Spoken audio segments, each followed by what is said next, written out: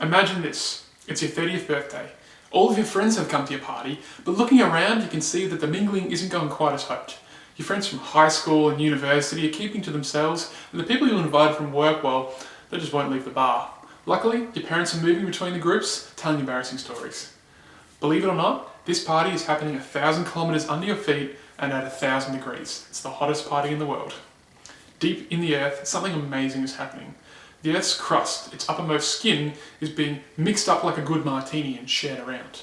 But just like when you party a little too hard, these martinis can resurface and often violently.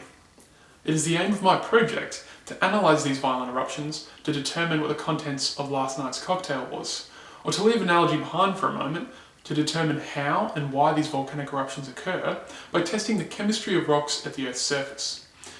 Now, because volcanoes draw up magma from deep within the Earth, they are actually one of our best resources for understanding how our planet has evolved over time.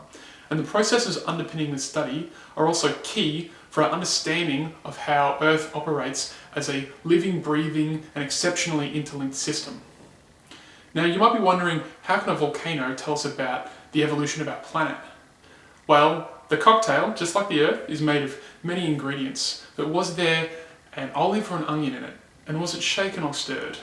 Here, our ingredients actually represent different events in the Earth's history, like the impact of another planetary body, the migration of supercontinents, or even the development of a deposit of metals that we need for clean energy.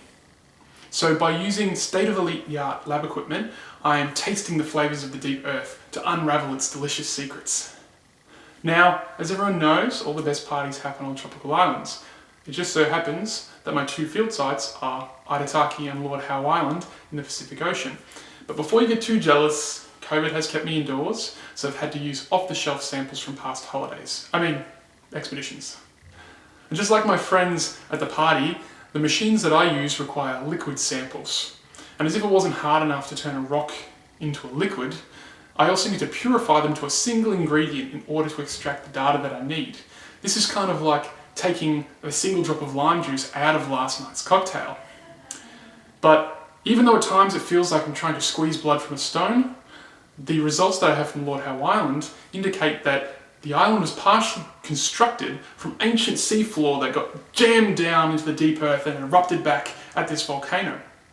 And these early results are an excellent opportunity to further understand how recycling of seafloor can contribute to the growth of metal deposits that we need for a clean energy future.